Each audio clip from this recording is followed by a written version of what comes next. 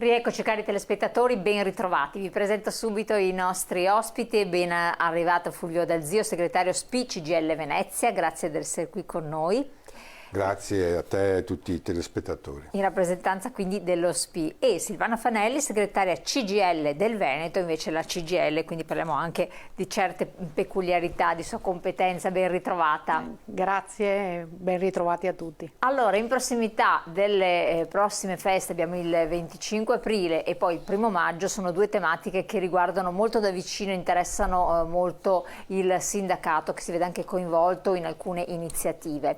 Però cominciamo con Fulvio Dal Zio, vediamo di spiegare ai nostri telespettatori la valenza attuale, quindi collocata nel contesto attuale di queste date, per spiegarle, per ricordare quali sono i valori che sottendono. I ricordi, quindi anche un fattore di memoria, come ci tiene sempre a ricordare anche lo SPI CGIL. Da un lato parliamo di liberazione, poi parleremo di antifascismo, di Costituzione, della natura della Costituzione di cui si è parlato anche molto in questi giorni, ma non soltanto, ma lo vedremo poi nel proseguo di trasmissione. Allora, 25 aprile che cos'è? Cosa ricorda in modo particolare, da un lato per tutti i cittadini, ma dall'altro in modo particolare per il sindacato? Il 25 aprile è, come dice la stessa festa, è la festa della liberazione dalla dittatura nazifascista che per quanto riguarda il nostro paese ha visto purtroppo per più di 20 anni la dittatura fascista e poi dal 1943 l'entrata in guerra nel 1940 a fianco di Hitler, dei nazisti, e poi dall'8 settembre 1943 con l'occupazione, appunto, a seguito dell'armistizio fatto dalla monarchia e dal governo con gli alleati, c'è stata l'occupazione da parte delle truppe naziste e poi la Repubblica di Salò, insomma. Io tengo a sottolineare che il 25 aprile, insomma, è la festa, come dicevo, della liberazione, e però è la festa indubbiamente di tutto il paese, perché tutti hanno conosciuto gli orrori della guerra, ma anche gli orrori dell'occupazione nazifascista. Io l'anno scorso, il 25 aprile, ero in un paese dell'Abruzzo, dove nel 1943, l'Abruzzo era attraversato allora dalla linea Gustav. C'è un paese, Limmari, che è stato teatro di una strage veramente aberrante, dove sono stati uccisi più di 200 persone, in gran parte bambini, donne e anziani, perché gli uomini erano scappati, perché altrimenti li avrebbero presi e portati in Germania, deportati in Germania. Quindi ecco, è una festa anche, direi, orizzontale, perché riguarda, ripeto, tutta l'Italia, ha riguardato tutta l'Italia, e a cui tutti hanno reso possibile, appunto, la liberazione del nostro paese. Indubbiamente il ruolo importante l'hanno avuto le truppe alleate, però gli italiani, dopo il ventennio fascista e la tragedia della guerra, hanno, come dire, preso in mano il loro destino, insomma, perché non aspettare che siano le truppe alleate a liberarti, ma uomini, donne, lavoratori, giovani, l'esercito, tutti in sostanza hanno dato il loro contributo per la liberazione, per il riscatto del nostro paese, quello che poi ha permesso a De Gasperi alla conferenza di pace a Parigi di dire: sì, sono qua, ringrazio per la benevolenza, ma era la dignità che il paese aveva riconquistato, pur essendo anche nella conferenza di pace un paese sconfitto, perché poi l'Italia è stato questo. Per cui ecco, il 25 aprile è poi una data indissolubile con la festa del 2 giugno e il 27 dicembre del 47, quando De Gasperi, componente cattolica, De Nicola, componente laica, e Terracini, componente della sinistra, firmano la Costituzione che entra in vigore il 1° gennaio 48. Ecco, queste 3 date sono inevitabilmente legate le une all'altra. Non si può festeggiare il 2 giugno, festa della Repubblica, senza festeggiare o cercare di limitare o di nascondere o addirittura di non ricordarla più, insomma, di stravolgere il significato. Ripeto, se si festeggia il 2 giugno bisogna festeggiare anche il 25 aprile. Non a caso, quando viene istituzionalizzata la festa del 25 aprile, viene istituzionalizzata assieme alla festa del 2 giugno. Il 2 giugno del 46 c'è stato il referendum monarchia-repubblica dove vince la Repubblica, insomma, proprio l'istituzionalizzazione avvengono contemporaneamente.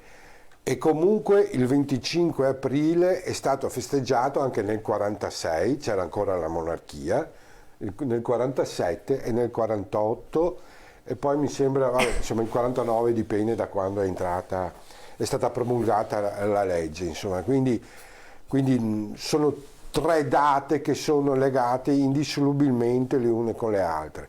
Il lavoro ha dato un contributo fondamentale alla liberazione, perché in Italia nel 43 e 44 è stato l'unico paese in cui si è scioperato in piena occupazione nazista, è stato l'unico paese in Europa in cui i lavoratori hanno scioperato. E a questo proposito, se ne avete l'occasione, andate a vedere Binario 21 a Milano, dove ci sono le impronte, insomma, ci sono delle lapidi inserite per terra, dove proprio venivano caricate le persone per poi essere deportate nei campi di concentramento. Ci sono tutti i treni dove sono partiti, la data e la destinazione. Ce ne sono 2 lapidi vicine e sono i 2 treni destinati a Mauthausen che sono stati, come dire, in cui sono stati rinchiusi i lavoratori che avevano scioperato, perché tanti lavoratori appunto che hanno scioperato sono poi stati deportati nei campi di concentramento. Questo era l'anno? Questo nel 43-44. 43-44, insomma, abbiamo dato il lavoro ha dato un contributo fondamentale. Poi il 25 aprile, quindi la festa della libertà, ma è della liberazione, perché ci siamo liberati, ripeto, dal regime nazifascista.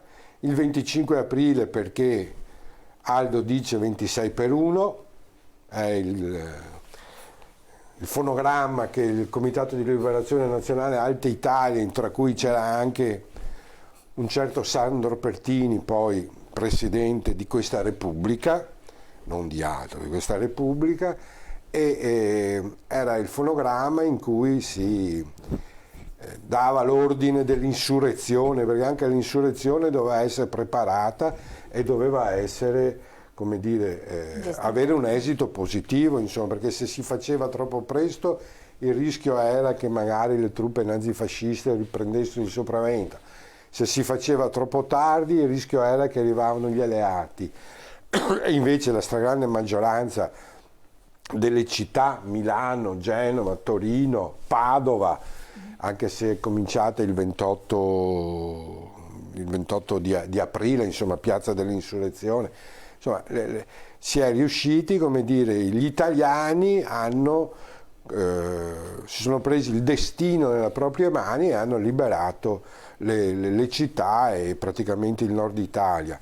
Poi ci sono stati anche altri episodi, insomma, penso le 4 giornate di Napoli, insomma, che sono state un evento nella storia assolutamente rilevante.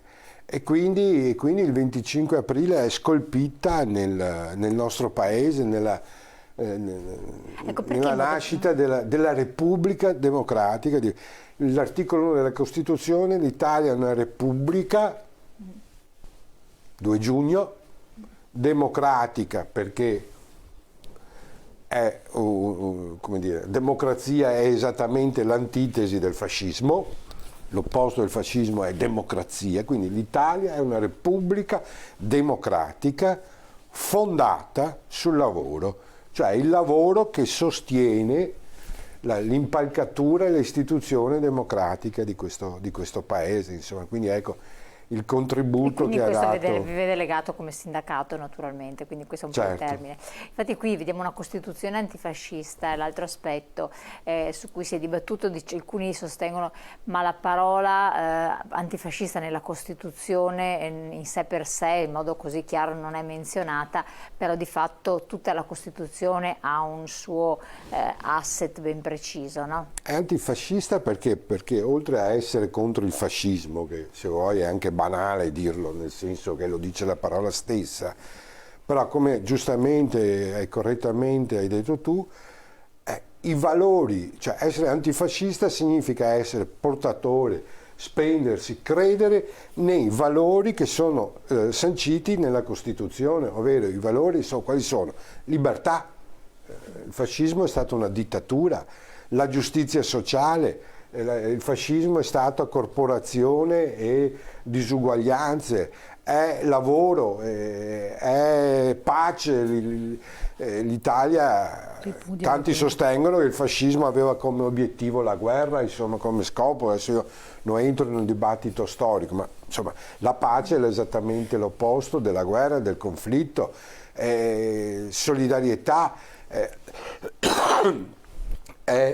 non è razzista, quando invece ricordiamo tutti cosa è successo insomma, con le leggi razziali di questo paese. Insomma, la Costituzione è attraversata da valori che sono l'esatto opposto di quelli che erano i valori fondanti del fascismo. Per questo io credo che insomma, non ci si può non definire antifascisti. Antifascisti, ripeto, significa credere in quei valori che sono scolpiti nella nostra Costituzione. Silvana Fanelli, queste sono parole importanti, poi dette proprio da chi rappresenta lo SPCGIL.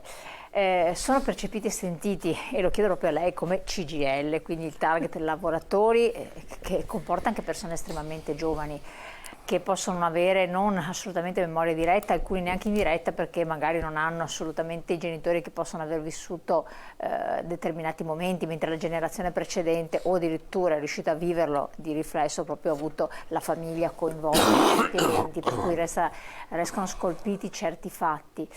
È percepito come tale oppure è soltanto una festività? E quindi come viene vissuto questo nell'ambito anche della rivendicazione di altri diritti, questo che si raccontava, questa data in particolare? Allora, quello che diceva Fulvio, la memoria storica è un elemento importante, perché è chiaro che passando il tempo, come diceva lei, si riducono le persone che l'hanno vissuto sulla propria pelle.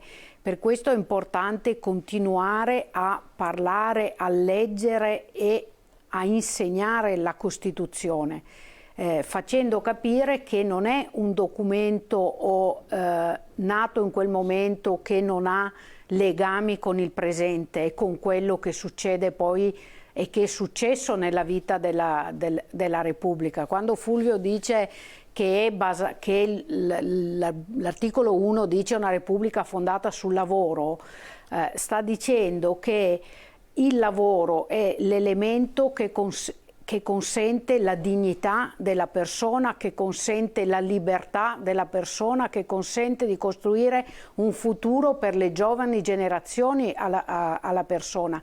Naturalmente la Costituzione e tutto ciò che si richiama alla Costituzione deve creare quelle condizioni perché si parli di un lavoro buono e che consenta di rispettare questi principi che sono dentro la Costituzione, che nasce in seguito a un momento storico in cui queste cose che noi diamo per scontate non erano scontate, cioè il bisogno di scrivere il diritto alla salute, il diritto all'asilo politico, il diritto all'istruzione, che ripeto rischiamo di dare per scontato, e perché scontato non lo era per l'universalità dei cittadini e delle cittadine di questo paese, era riservato ad alcuni, a coloro che aderivano a quella ideologia. Gli altri perdevano quei diritti. Chiaro, adesso torniamo su questi aspetti, perché dopo diventa anche importante spiegare, far capire quali diritti possono essere messi a rischio, proprio perché dati per scontati, proprio perché sta cambiando rapidissimamente il mondo del lavoro, quindi qui ci passiamo poi dal 25 aprile anche al 1° maggio naturalmente. Pubblicità, pochi secondi, poi siamo di nuovo con voi.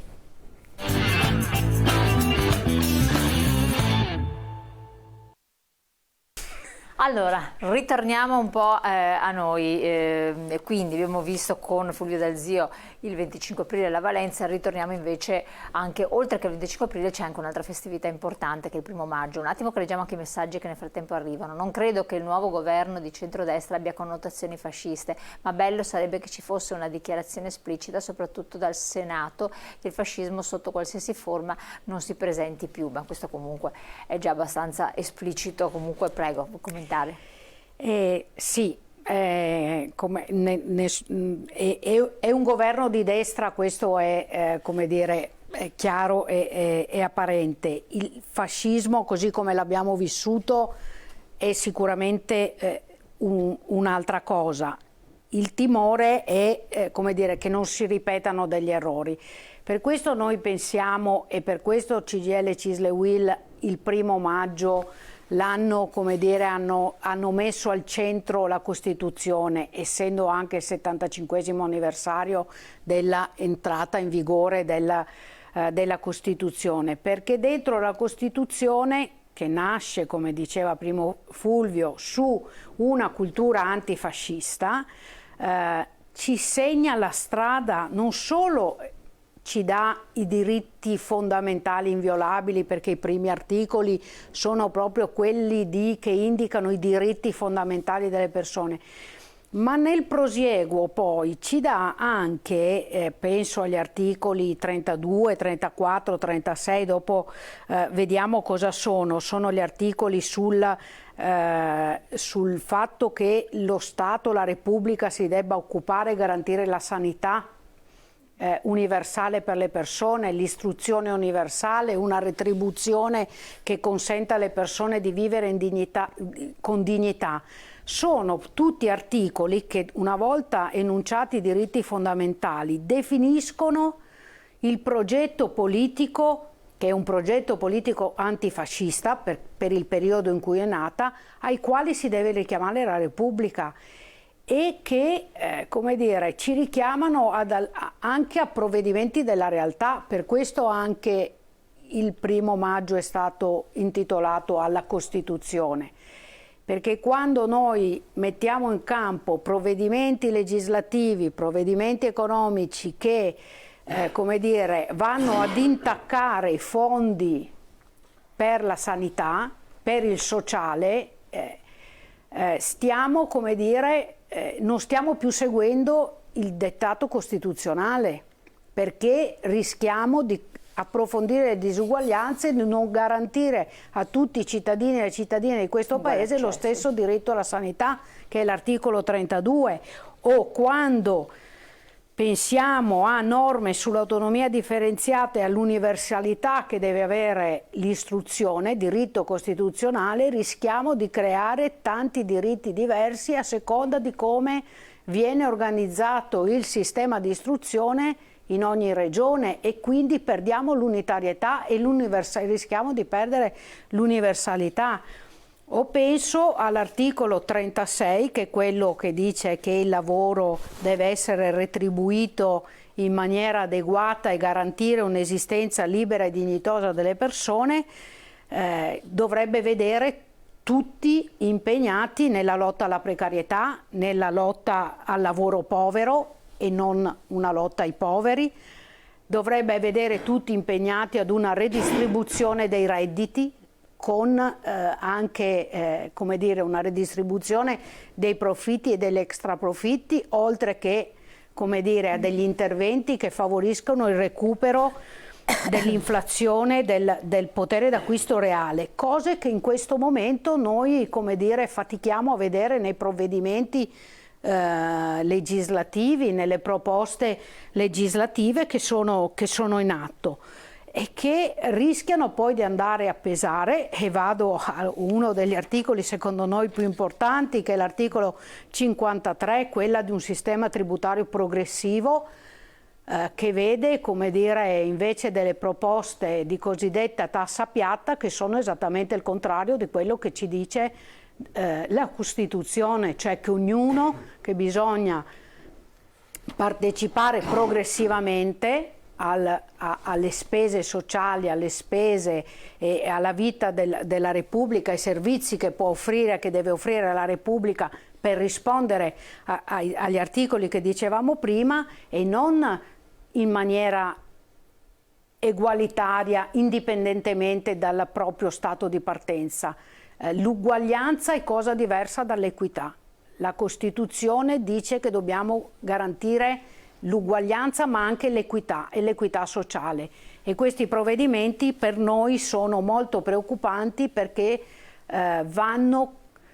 non rispondono al dettato costituzionale nel senso che ho detto all'inizio, cioè gli articoli della Costituzione dettano la linea, un programma politico antifascista alle quali le norme che sono di rango inferiore rispetto alla Costituzione devono rispondere per garantire quei diritti fondamentali che sono sempre citati nella Costituzione. Cosa dovrebbero conoscere le nuove generazioni, quindi cosa dovrebbero sapere e cosa è necessario anche fare perché poi questi che sono principi fondamentali anche del nostro vivere civile vengano mantenuti, percepiti, sentiti, perché se sono solo sulla carta a livello formale non hanno un riscontro, no? Se non in certe generazioni che magari possono aver anche lottato perché questi vengano insomma sentiti e avvalorati. Guardi, proprio dovendola riprendere in mano per, come dire, intervenire insomma in questa trasmissione, perché quando ti viene detto parla della Costituzione si può parlare di qualsiasi aspetto della vita politica, civile, economica del nostro paese, come dire, riprendendolo in mano ogni volta mi sorprendo anch'io di quanto c'è già scritto e non occorre inventarsi nulla. Forse dovremmo tornare a pensare che il primo regalo che la Repubblica dovrebbe fare come dire, alle giovani generazioni è quello di fargli trovare sul banco di scuola la Costituzione repubblicana, che dovrebbe diventare un compagno di viaggio in tutto il percorso, proprio per abituarsi a leggere ciò che avviene nella propria vita. Questo aiuterebbe, come dire, il senso civico, no? Supererebbe anche la necessità di reintrodurre, no, la materia che è molto importante dell'educazione civica, confrontare un po' tutto quello che si fa, che viene fatto con occhio critico alla luce della Carta Costituzionale dei nostri padri costituenti, che ripeto sono nati è nata perché non si ripetesse più una situazione drammatica, critica, che ha privato le persone non solo dell'esistenza ma a volte anche della dignità umana. Ecco, io credo che sarebbe un segnale davvero importante, che forse risponderebbe anche senza delle dichiarazioni vere a quello che scriveva prima il telespettatore. Non occorre fare una dichiarazione, basta anche un gesto. Ecco, io penso che se si facesse una norma o si dicesse che il primo giorno di scuola sul banco dei nostri studenti di qualsiasi provenienza trovano la Costituzione, aiuterebbe anche quell'integrazione sul quale, come dire, anche qui rischiamo di violare i dettami costituzionali, il diritto all'asilo, il diritto al rispetto della libertà delle persone, che anche qui alcune norme che stiamo mettendo in campo rischiano di vanificare. Ecco, credo che dovrebbe diventare il compagno di viaggio soprattutto delle giovani generazioni, per quel discorso che faceva lei, che ci allontaniamo dal vissuto storico vero e proprio, ma provare a leggere ciò che avviene sempre sulla base della nostra Costituzione antifascista. Grazie un messaggio. Grazie al 25 aprile e al suo significato è stato possibile permettere ad un partito politico come Fratelli d'Italia di essere al governo. Questa è democrazia. Assolutamente sì. C'è da aggiungere che se non era così probabilmente non sarebbe successo l'opposto, insomma, esattamente proprio questo, insomma. Ecco. Il 25 aprile rappresenta quel momento in cui appunto c'è stata la democrazia e la libertà. A me quello che colpisce, adesso si può anche divagare, insomma, è stato quando Benigni è andato a Sanremo, che ha parlato dell'articolo 21 della Costituzione, che è quello che libertà di pensiero, di espressione. Si è scatenata una polemica sui giornali che francamente era assolutamente infondata e inutile, insomma. Perché? Perché noi la libertà di pensiero, di espressione per noi è un bene irrinunciabile, non ce lo siamo mai posti come un problema, perché è sempre stato così. Però Ma perché è secondo me sì. nata? Ma perché è nato il 25 aprile Però del più passa il 45? tempo, più tante terminologie, Infatti, tante cose perché vengono fraintese, modificate, eccetera, diventa difficile a volte esprimere certi concetti alla luce anche del fatto che c'è un'appropriatezza verbale e si rischia di offendere, ingiuriare, diffamare persone, cose, situazioni, fatti. Attenzione, senza essere a conoscenza del significato che può stare dietro un termine, per cui si arriva a sofisticare ormai su tutto, per cui questo può essere un fattore limitativo della libertà di espressione, cioè è come i medici, no? A forza di qualsiasi errore medico, a volte anche legato a carichi di lavoro, sovraccarichi, eccetera, c'è la causa, e quindi lo sappiamo benissimo, e quindi alla fine è esasperante, diventa una situazione esasperante perché c'è tutto un limite, così anche nel parlare, devi essere attento a qualsiasi cosa e rischia, anche perché ci troviamo in una situazione di comunicazione non più solo verbale, ma che poi viene diffusa mediaticamente e quindi sfugge il controllo dei più, forse anche quello è un po' il problema, no? Cioè quello che mentre un tempo era tutto molto più diretto, immediato e si chiudeva lì. Ma indubbiamente Ci troviamo in una c'è stata comunicazione un'evoluzione enorme, cioè l'uso del digitale e quindi di social ha stravolto anche la questione della libertà di espressione, eccetera. È per questo che andrebbe, come dire, accompagnata tutta la vita di uno studente con la Costituzione, no? È una questione anche culturale di insegnare il rispetto, perché anche la libertà non è in senso assoluto, perché sennò è la libertà della giungla, no? Certo. La legge del più forte. La mia libertà ha il limite, quello di non invadere la e tua. quindi il rispetto. E quindi il rispetto, quindi anche su questo c'è una questione culturale, secondo me, che magari si è affievolita nel corso degli anni. Anche lo stesso concetto di autorità, anche se per noi a sinistra l'autorità era qualcosa di problematico, da contestare, eccetera, però l'autorità accompagnata all'autorevolezza è fondamentale, insomma, il discorso che facevi anche tu prima del medico, insomma, oggi basta il medico, cioè il dottor Google, invece non è così.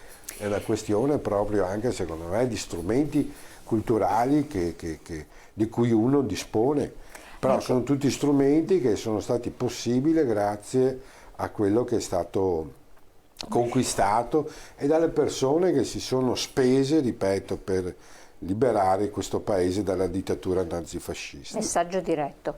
Caro Dal Zio, quando non avremo più testimonianze dirette del periodo fascista diventerà sempre più difficile tutelare questa data, bisogna lavorare tanto sui giovani. Ma è quello che facciamo come sindacato, come SPI, ma anche come confederazione. Noi facciamo continuamente incontri con gli istituti, con gli studenti, e parlare di legalità, di storia e memoria, di Costituzione. Quindi... E i giovani come reagiscono? Posso tornare Sì, un vai. attimo al concetto di libertà? Io penso che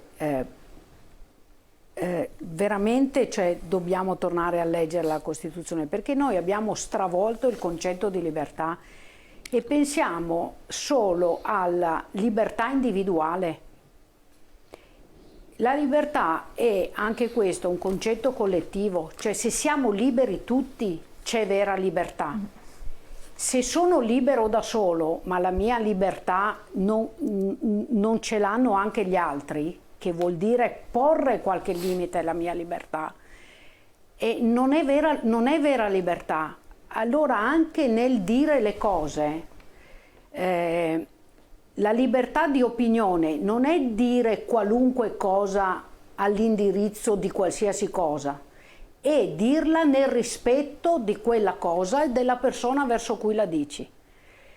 Questo è il lavoro che bisogna fare, cioè e vuol dire che invece di mettere davanti l'io e solo il mio interesse, solo la mia persona, solo quello che interessa a me, bisogna mettere davanti il bene collettivo, ed è scritto chiaramente questo nella Costituzione, che ciò di cui dobbiamo aver tutti cura è il bene collettivo in termine materiale, immateriale, altrimenti non ne andiamo fuori da questa situazione, perché se ognuno di noi non pensa che oltre la mia di libertà c'è anche la libertà dell'altro. Chiaro, questo Domilani diceva, adesso faccio sfoggio, che sortirne insieme è la politica, sortirne da soli è avarizia. Allora riflettiamo su queste però parole. comunque rispondendo anche al messaggio, e i ragazzi poi, se li riesci a coinvolgere, stanno attenti, sono interessati. Per esempio, se io leggo le lettere dei condannati a morte della Resistenza, no? Magari leggi le lettere di ragazzi che ci sono, che hanno 17-18 anni, e fai capire che a quell'età, alla loro età, questi dovevano scegliere tra la vita e la morte, perché questo era, certo. E allora riesce c'è il coinvolgimento, è importantissimo. A coinvolgere. A proposito di coinvolgimento, andiamo in pubblicità, ma poi vi coinvolgiamo con un video che appunto fa riflettere su alcune tematiche che riguardano proprio anche i giovani, ma non solo, tra poco.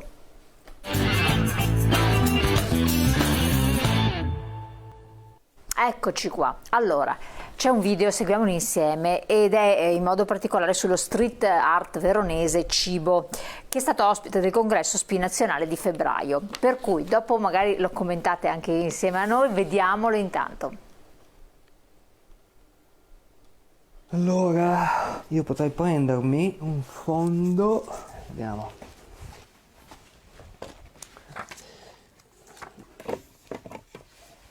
Eccolo qua. Andiamo.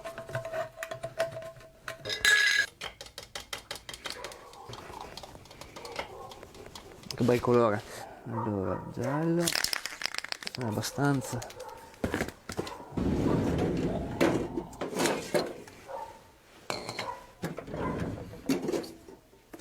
Bene, l'olio.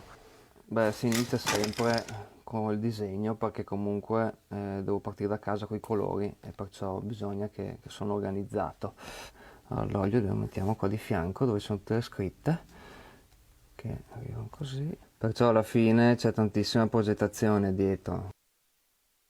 Un giorno mi sono stufato di vedere svastiche celtiche, invece di cancellarle e basta, perché magari prima le cancellavo e basta. Dopo ho cominciato a disegnare cose da mangiare, ho visto che funzionava e allora ho capito perché funzionava. È leggibile, lo riconosci subito, ti serve una frazione di secondo, al contrario una scritta ci mette di più, è colorato, è bello. Poi ho visto che era figo perché potevi raccontare delle storie. Per esempio su in Lessinia, qua a Verona, c'è un formaggio buonissimo che è il Monte Veronese. Se disegni il Monte Veronese in Lessinia e i fascisti lo rovinano, è come se insultassero tutta la cultura dei produttori. Perciò è anche una forma di difesa.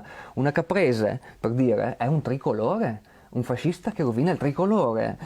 Dopo non ci arrivano, perché non ci arrivano, però come idea è forte. Beh, quasi tutti vengono rovinati. Ormai sono arrivato a murales che hanno 7 sistemazioni. Perciò comunque sono lavori di anni, sono performance a tutti i livelli, solo che non le faccio in galleria d'arte e non ho degli attori, ma ho dei veri stupidi che mi aiutano. Dobbiamo girare, ok. perché un ragazzo di campagna si orienta attraverso i campanili. O queste architetture stupende, ci si orienta attraverso queste cose. Il contadino lo conquisti facendogli vedere che lavori, che ami il tuo lavoro ed ha funzionato in campagna anche per quello, l'impegno che ci metti, la dedizione, l'abnegazione quasi. Il contadino ti è alleato. Beh, all'inizio rispondevano a tono, svastica la cancellavo, rispondevano con un'altra svastica. Vaccino uccide, fortuna che ho portato la scala. Dopo hanno capito chi ero, ho cominciato con le minacce personali. Minacce ai miei genitori, minaccia a casa mia, una bomba a carta sotto la mia macchina. Il metodo fascista è quello, che è lo stesso metodo che adesso vediamo nei Novax. Uguale, che sono gli stessi, oltretutto. Allora, vediamo un attimo. A Verona non c'è una controparte, a Verona non c'è un centro sociale, non c'è una realtà antagonista, c'è una realtà che è totalmente sbilanciata da una parte. C'è stata una serie di condizioni, sia dalla tifoseria del calcio fino alla politica, associazionismo, tutta una serie di cose, di mezzi e anche risorse che l'estrema destra non ha in altre parti del mondo. A Verona le ha trovate tutte. Faccio una foto, mia figlia è veramente... Anche mostrarsi è una forma di difesa. Loro si nascondono perché escono di notte. Io se esco in pieno giorno e sono in pubblico non ho nessunissimo problema, però che fare con dei vigliacchi? È ovvio che non posso andare nei loro bar, nella curva dello stadio dove ci sono loro, ma non ho neanche interesse. Se non mi circondo di stupidi sto bene io. Quando un politico fa un post contro di me, tempo 2 giorni, loro rovinano qualche murales. In una notte ne hanno rovinati 30, da Legnago fino al centro di Verona. Vuol dire che qualcuno ha detto rovinate questa notte, in questo modo, tutti i murales del cibo che sono dove sapete voi. Sì, Verona sta cambiando. Adesso vediamo cosa fanno, insomma, bisogna anche avere fiducia, insomma, nel cambiamento. Io li vedo bene. Non so se lasciarglielo sotto l'olio, ma sì, glielo lascio. Ricordo in peritura memoria da una fanbase che se guardi diversi social alla fine sono 500.000 di persone, cioè è una grande città, cioè, l'idea ha funzionato, cioè, non sono ricco perché non diventi ricco, però se altri ti imitano io sono ben felice. Ci sono signore che magari li cancellano con dei fiori o altri che magari con i loro figli va a cancellarli e basta e me li manda. Buono. Cioè io quando le ricevo queste robe qua sono meglio di un bonifico, vuol dire che ho lasciato qualcosa. La caprese a tavola è considerato uno dei piatti italiani per eccellenza, però se noi andiamo a vedere è composto dal basilico che è originario dell'India, dalla mozzarella che è originaria della Campania, il pomodoro è della Colombia e se vuoi un filo d'olio devi andare in Siria, perciò alla fine quello che noi consideriamo tanto nostro, a ben guardare non lo è di tutti. A tavola non esistono questi confini che ci inventiamo fuori dalla sala da pranzo. Inoltre non si parla con la bocca piena, perciò a tavola si fa fatica a litigare. Allora, proprio un commento rapidissimo, Fulvio da Zia, in chiusura, ricordando anche un'altra cosa, il progetto Memoria dello SPI. No? Sì, io direi che ha partecipato al nostro congresso nazionale che si è tenuto a febbraio a Verona, d'altronde insomma essendo anche lui veronese era inevitabile. È un modo intelligente, ironico di far vivere la cultura antifascista, Certo. che è quella appunto dell'inclusione, del rispetto degli altri, della libertà di espressione. Vi ricordiamo rapidissimo che siamo in chiusura, progetto Memoria dello SPI. Sì, è un progetto che stiamo portando avanti e che è quello di fare in modo di recuperare i monumenti, le lapidi dedicati a fatti e a figure che hanno fatto la resistenza. Abbiamo ristrutturato un monumento dedicato ai partigiani in provincia di Belluno, vicino a Agordo.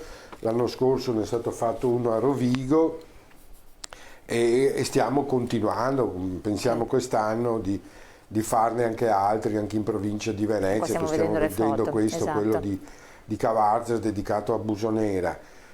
Anche questo è un come dire, è un'attività che facciamo proprio per fare in modo che questa memoria deve essere conservata e valorizzata in tutti sempre e comunque, perché è a fondamento del vivere democratico del nostro paese.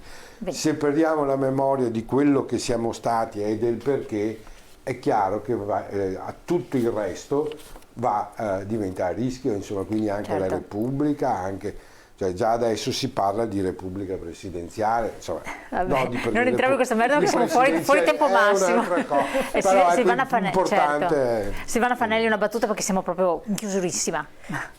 La Costituzione deve diventare il nostro compagno di viaggio per valutare cosa viene fatto in questo paese. Grazie mille, ringrazio Silvana Fanelli, segretaria CGIL del Veneto, Fulvio Dal Zio, segretario SPCGIL di Venezia, per essere stati qui con noi. Voi telespettatori di aver partecipato, rivedete la puntata naturalmente, ma ci sarà un'occasione ancora per fare tanti altri approfondimenti. Buon proseguimento, grazie.